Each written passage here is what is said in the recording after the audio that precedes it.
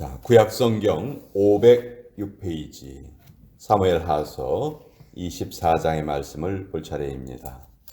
사무엘하서 24장 1절로 9절까지의 말씀을 우리가 읽도록 하겠습니다. 사무엘하서 24장 1절에서 9절까지의 말씀입니다. 자, 찾으셨으면 우리 1절부터 9절까지 같이 읽겠습니다. 시작. 여호와께서 다시 이스라엘을 향하여 진노하사 그들을 치시려고 다윗을 격동시키사 가서 이스라엘과 유다의 인구를 조사하라 하신지라.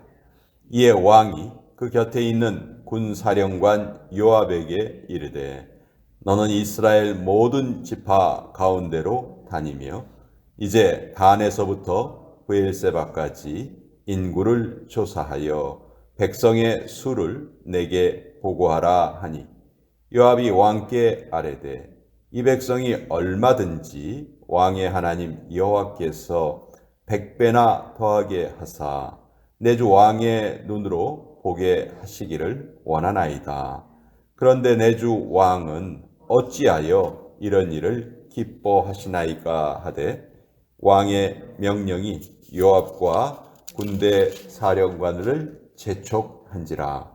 요압과 사령관들이 이스라엘 인구를 조사하려고 왕 앞에서 물러나 요단을 건너 갓 골짜기 가운데 성읍 아로엘 오른쪽 곧 야셀 맞은쪽에 이르러 장막을 치고 길르앗에 이르고 닷딤 후시 땅에 이르고 또 다나얀에 이르러서는 시돈으로 돌아 두로 견고한 성에 이르고 히위 사람과 가나안 사람의 모든 성읍에 이르고 유다 남쪽으로 나와 브엘세바에 이르니라.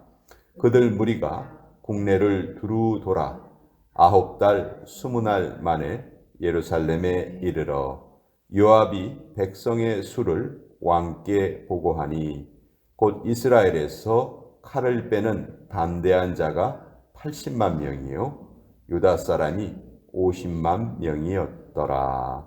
하나님의 말씀입니다. 아멘.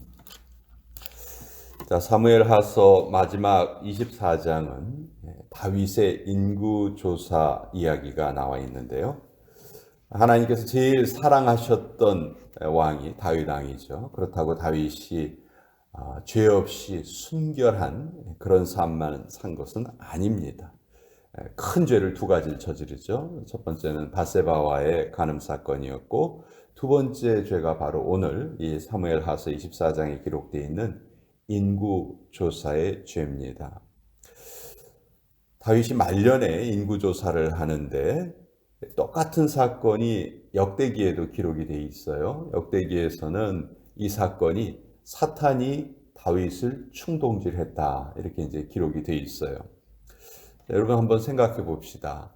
왕이 자기가 다스리는 나라의 백성의 숫자를 파악하는 것, 이것이 잘못인가요? 잘못이 아닙니다. 인구 숫자를 알아야지 정책을 구상할 수 있고요. 또 현재의 상황을 파악해야 앞으로는 이렇게 변하겠구나. 미래의 상황도 내다보고 거기에 맞춰서 이제 통치를 해갈 수 있겠죠. 근데 왜 다윗이 인구조사를 한 것이 그렇게 큰 죄로 성경이 말하는가? 우리는 다윗의 인구조사의 성격을 똑바로 알아야 합니다. 다윗의 인구조사는 오늘날 미국도 마찬가지죠. 10년에 한 번씩 인구 센서스를 하잖아요. 그 인구 센서스를 하면 미국 내에 살고 있는 모든 인구의 숫자를 조사하잖아요. 근데 다윗의 인구조사는 그런 것처럼 모든 백성들의 숫자를 파악한 것이 아니었어요. 오직 다윗이 알기 원했던 것은 20살 이상으로 전쟁에 나갈 수 있는 남자의 숫자를 알기를 원했던 거예요. 그래서 조사를 해보니까 유다 지역에서는 50만 명, 그리고 이스라엘 지역에서는 80만 명, 총 130명의 군인이 있다는 것을 이제 알게 됐죠. 이것은 뭘 의미하냐면 이 나라의 국력이 바로 전쟁을 할 수 있는 그 군인의 숫자에 달려 있고 내가 이만큼의 군대를 통치하고 있다 하는 그런 다윗의 자신감의 표출이었죠. 그러니까 하나님께서 보시기에 이것은 절대로 바른 행동이 아니었던 거예요. 왜냐하면 이스라엘은 바로 하나님께서 통치하시고 하나님께서 지켜주시고 계속해서 우리가 성경을 통해서 알 수 있는 것은 전쟁의 승패는 군인의 숫자에 달려있지 않고 무기에 달려있지 않고 그렇죠? 하나님이 그 전쟁에 함께 하시느냐 아니냐 거기에 승패가 달려있는데 그걸 누구보다도 잘 알고 있었던 다윗이 이런 잘못된 모습을 보인다는 것이 좀 우리가 이해가 되지 않죠. 근데 전 이게 사람의 모습이라고 생각해. 이게 사람이라고 생각해. 우리가 저 사람은 안 변할 거야 하는 그 사람도 변할 수 있어요. 저 사람은 그러지 않을 거야. 그 사람도 얼마든지 그런 행동을 할 수 있다는 것이죠. 그래서 우리는 인간의 연약한 모습을 다시 한번 다윗을 통해서 보게 돼요. 그리고 또 우리는 스스로 경계하게 됩니다. 다윗이 얼마나 칭찬을 많이 받았던 사람이에요. 그런데 그런 다윗도 이렇게 무너질 수 있다는 거예요. 그렇다면 우리도 언제든지 무너질 수밖에 없는 존재라는 것이죠. 그래서 이걸 좀 잘 우리가 깨닫고 있어야 되겠다. 자, 이때 요압이 다윗에게 충언을 합니다. 보통은 다윗이 이제 요압이 악역을 하고 다윗이 그 선한 역을 하는데 여기서는 역할이 바뀌었어요. 3절에 보면 요압이 왕께 아뢰되 이 백성이 얼마든지 왕의 하나님 여호와께서 100배나 더하게 하사 내 주 왕의 눈으로 보게 하시기를 원하나이다. 고대 지금도 마찬가지지만 국력의 첫 번째 척도는요. 경제력도 중요하지만 더 중요한 것이 인구의 숫자입니다. 그래서 지금 중국이 사실 세계에서 가장 인구가 많았다고 이제 우리가 알고 있죠. 근데 한 1, 2년 후면 이미 뭐 바뀌었을 거라고도 추측을 하는데 인도가 중국보다 이제 인구가 더 많아졌다는 거예요. 중국은 계속해서 아이를 더 이상 낳지 못하게 뭐 아이 하나만 낳아라. 이제 공식적으로 이 정책도 폐지가 됐다고 합니다. 이제는 마음대로 아이를 낳아라. 근데도 이제 인구가 더 이상 늘어나지 않는 상황이고 인도는 뭐 그런 정책을 시행을 한 적이 없었고요. 그래서 인도의 인구가 중국보다도 더 많아졌다. 그래서 지금 뭐 미국과 중국이 세계의 패권을 다투고 있지만 점점 이 중국의 힘이 약해지고 인도의 힘이 더 강해지고 있다. 그게 경제력이 아니고 인구의 힘이라는 거죠. 인구가 인도의 인구가 15억이라면 전 세계 5분의 1 정도를 차지하는 거거든요. 전 세계 사람 5명 중에 한 사람이 인도 사람이라면 정말 숫자가 많은 거잖아요. 과거에도 마찬가지였어요. 그 나라의 국력을 어떻게 알아볼 수 있느냐? 인구 숫자로 알아볼 수 있다는 거예요. 그래서 요압이 하나님께서 우리나라 인구를 얼마든지 더 더해 주시기를 바랍니다. 그렇지만 왜 왕께서 이렇게 지금 뭐 전쟁을 해야 되는 시기도 아니고 한데 이 인구 조사를 하는 것이 간단하게 이루어지는 일이 아니에요. 이때 요압이 부지런히 다녔지만 9달 20일이 걸렸다고 되어 있죠. 비용도 많이 들고 또 시간도 많이 걸리고 굳이 해야 될 필요도 없고 근데 도대체 왜 하십니까? 요압이 그것을 지적을 한 거예요. 근데 이때 다윗이 오히려 이것을 막 재촉을 합니다. 재촉을 하고 빨리 인구를 조사해라.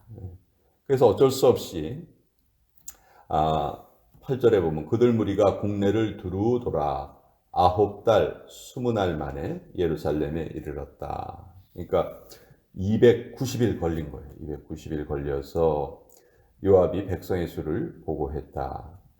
그랬더니 전쟁을 할 수 있는 숫자가 이스라엘 지역에서 80만 명, 그리고 유다 지역에서 50만 명이었다. 근데 10절에 보면 갑자기 분위기가 바뀝니다. 다윗이 백성을 조사한 후에 그의 마음에 자책하고 다윗이 여호와께 아뢰되 내가 이 일을 행함으로 큰 죄를 범하였나이다. 아까도 말씀드린 것처럼 인구조사가 잘못이 아니고 전쟁을 할 수 있는 숫자를 조사했던 것. 그래서 그것으로 자기의 힘을 과시하고 싶었던 것. 한마디로 교만이죠, 교만. 신앙생활을 우리가 오래 하다 보면 가장 큰 죄가 교만죄라는 것을 깨닫게 돼요. 교만죄. 모든 거 하나님이 다 하셨어요. 이렇게 말을 하면서도 속으로는 내가 했어. 이렇게 생각한다면 그것이 바로 교만죄죠. 아담과 하와가 인류 최초의 죄악을 저질렀던 이유도 너희가 하나님처럼 될 거야 하는 사탄의 속삭임에 넘어졌던 것이죠. 그것이 교만이었어요. 하나님처럼 된다는 것은 하나님께서 하실 일을 내가 하겠다는 것이고 그것만한 교만이 없는 것이죠. 그렇죠? 우리는 피조물에 불과한 존재라는 것을 늘 잊지 말아야 됩니다. 아까도 말씀드린 것처럼 인구조사를 하는 것이 미래를 위한 대비책으로 했다면 그것은 잘못이 아니었을 거예요. 오히려 그렇게 해야 되겠죠. 근데 이것을 통해서도 우리가 알 수 있는 것은 우리가 미래를 계획하고 우리의 앞날에 대한 준비를 해야 되지만 모든 과정 가운데 하나님이 중심이 되셔야 된다는 것이죠.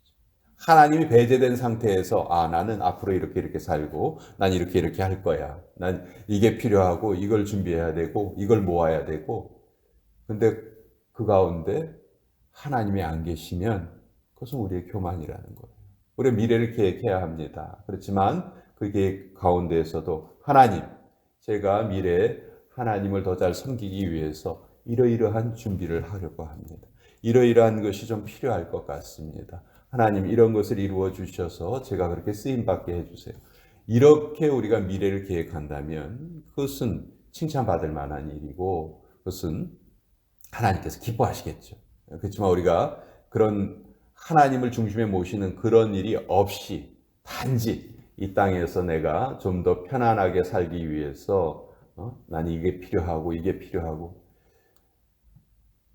몇 주 전에 제가 주보 칼럼에도 실었지만 우리 현대 크리스찬의 가장 큰 유혹의 조건은 생활의 안일함을 추구하는 것이다. 삶의 안일함을 추구하는 것이 현대 크리스찬들이 빠지기 쉬운 가장 큰 죄악이다. 제가 그런 기사를 실은 적이 있었는데 우리 삶의 편안함을 계속 더 편하고 그런 것만 추구하다 보면 우리 신앙의 야성이 약해질 수밖에 없는 것이죠.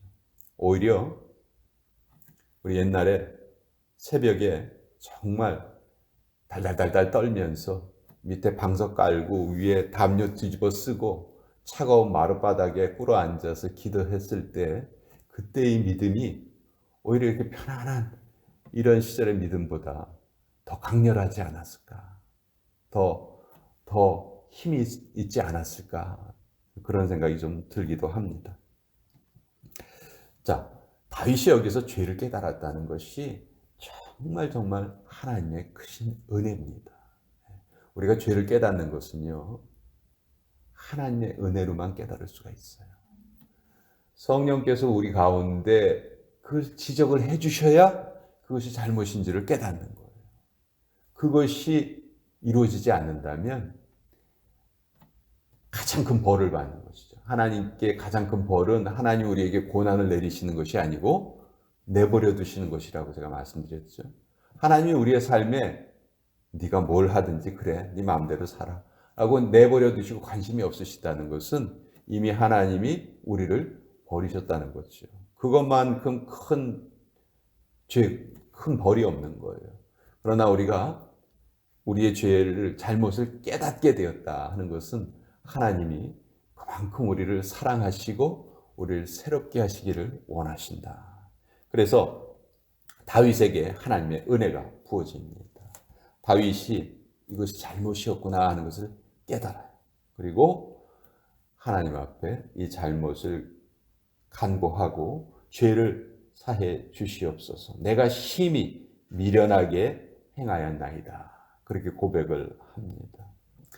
이제 하나님께서 선지자를 보내셔서 이제 세 가지 벌을 중에서 네가 선택하여라 했더니 그 세 가지가 뭐냐면 13절에 나와 있죠.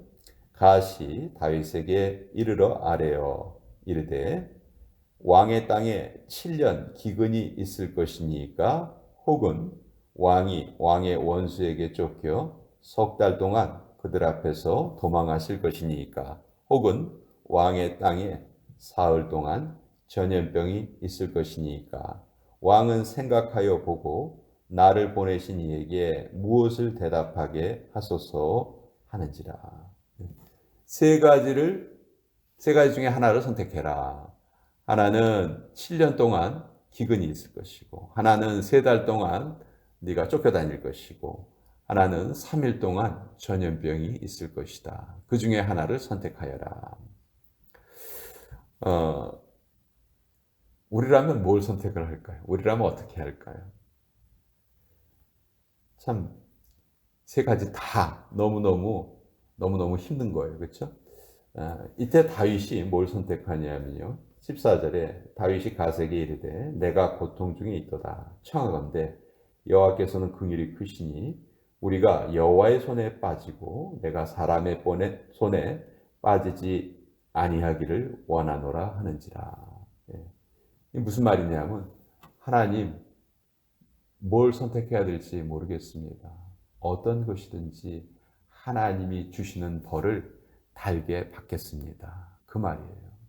다윗이 여기에서 자기가 선택하지 않고 그것을 하나님께 온전히 맡겨드립니다. 그랬더니 이제 여호와께서 3일 동안의 전염병을 내리셨어요. 그리고 죽은 자가 7만 명에 달했습니다. 다윗의 입장에서는 너무너무 고통스러웠을 거예요. 이 백성들이 도대체 무슨 잘못을 했습니까? 잘못은 자기가 했는데 실제 죽임을 당한 것은 백성들이 죽임을 당했지요. 그래서 이때 다윗에게 이 재앙에서 피할 수 있는 길을 하나 알려주시는데 그것이 바로 이제 아라우나라는 사람의 타작마당에서 여호와께 제사를 드려라. 성경에 보면 아라우나라는 이름은 오르난이라는 이름으로도 나오고요. 아라우나라는 이름으로도 나오는데 두 이름이 동일하게 한 사람을 가리키는 이름입니다. 그래서 다윗은 아라우나의 타작마당을 돈을 주고 삽니다. 원래 아라우나는 그것을 왕에게 그냥 드리려고 했어요. 그렇지만 다윗은 아니다. 내가 이것을 공짜로 얻어서 하나님께 제사를 드릴 수는 없다. 내가 마땅히 대가를 치르겠다. 이러면서 그 아라우나의 타작마당을 은 50세겔로 타작마당을 삽니다. 24절 맨 뒷부분에 보면 다윗이 은 50세겔로 타작마당과 소를 샀다 이렇게 돼 있죠. 그리고 그곳에서 하나님께 제사를 드렸어요. 그랬더니 여호와께서 그 재앙을 그만 그치게 하셨다 하는 것이 이제 오늘 스토리의 내용입니다. 자, 하나님은 다윗의 죄를 분명히 용서는 하셨어요. 그렇지만 그 죄의 영향력은 그대로 남죠. 죄에 대한 형벌이 그대로 또 집행이 됩니다. 다윗이 지은 죄 때문에 무고한 백성이 7만 명이나 죽을 수밖에 없었습니다. 바세바와의 잘못에서도 이런 동일한 일이 벌어졌죠. 바세바의 잘못을 통해 자복하고 하나님께 계속 용서를 구했지만 결국 다윗과 바세바 사이에 낳은 첫 번째 아들은 일주일 만에 죽고 말이죠. 솔로몬은 이 두 번째 아들이었고요. 그 우리가 오해하기 쉬운 게 죄 용서가 그 죄에 대한 형벌에서 면제되는 거라고 오해하기가 쉬워요. 아, 하나님 용서하셨다면은 이런 백성들이 죽는 거라든지 그 바세바가 낳은 첫째 아들이 죽었다든지 그런 일은 없어야 되는 것 아닙니까? 그것이 용서해 주셨다는 증거 아닙니까? 용서해 주셨다면서 벌은 벌대로 받고 도대체 그게 무슨 용서입니까? 우리가 이렇게 잘못 생각하기가 쉬워요. 하나님은 분명히 죄에 대한 용서를 하십니다. 그 죄에 대한 용서의 증거는 뭐냐면요. 그 순간에 다윗이 죽지 않았다는 거예요. 그것이 다윗이 용서받았다는 증거예요. 그렇지만 그 죄의 영향력은 그대로 남지요. 우리가 이걸 정말 잘 기억해야 될 것 같아요. 우린 너무도 값싼 회개와 용서에 익숙해져 있는 것 같아요. 내가 무엇에 대해서 잘못을 깨닫고 그것을 하나님 앞에 고백하면 무조건 나는 용서받는다. 그리고 그 모든 영향력에서부터 나는 자유로울 수 있다. 그렇지 않습니다. 우리 용서받아요. 용서받지만 죄에 대한 영향력은 그대로 남습니다. 결국 다윗의 가문에 계속해서 비극이 일어나잖아요. 자식들끼리 서로 죽이는 일이 나타나고 이복 남매 사이에 강간하는 일이 일어나고 나중에는 자식이 다윗을 죽이겠다고 달려들기도 하고 이런 모든 비극의 원인이 사실은 바세바의 잘못에 있었던 것이죠. 그래서 우리도 우리의 어떤 잘못이든지 반드시 영향력을 남긴다는 것을 우리가 꼭 알아야 돼요. 그래야 죄로부터 죄가 얼마나 무서운 것인가를 처절히 깨달을 수가 있습니다. 너무 이것에 우리가 무뎌져 있는 것이 아닌가. 이것이 정말 큰 우리에게는 깨달음으로 다가왔으면 좋겠어요. 오늘 이 말씀, 사무엘하서의 말씀을 통해서 사무엘하서가 마무리될 때, 사무엘하서는 그러니까 사무엘서가 상서는 다윗, 또 사울, 그리고 책 제목인 사무엘, 이 세 남자의 이야기지만 사무엘하서로 가면은 사무엘과 사울은 싹 사라지고 다윗 왕의 이야기만 한 권의 책으로 편집이 됩니다. 그만큼 다윗이 영향력이 있는 인물이었어요. 그럼에도 불구하고 그 영향력 있는 그 사람의 일대기의 맨 마지막은 그럼에도 불구하고 이런 잘못을 저질렀다라는 것으로 끝이 납니다. 이것은 저자가 일부러 다윗의 잘못을 맨 마지막에 기록을 해놓은 거예요. 그러면서 우리에게 교훈을 주시는 겁니다. 아무리 다윗이라도 완전하지 못하다. 그리고 다윗이 저지른 죄가 이렇게 큰 영향력을 남겼다. 그러니 우리는 어떻게 살아야 할 것인가. 그것을 우리에게 숙제로 남기면서 사무엘하서를 마무리하는 것이죠. 자, 오늘 이 사무엘하서 24장을 통해서 다윗의 인구 조사와 또 그것을 또 하나님께서 어떻게 해결하셨는지 그 모습을 우리 같이 한번 살펴보았습니다.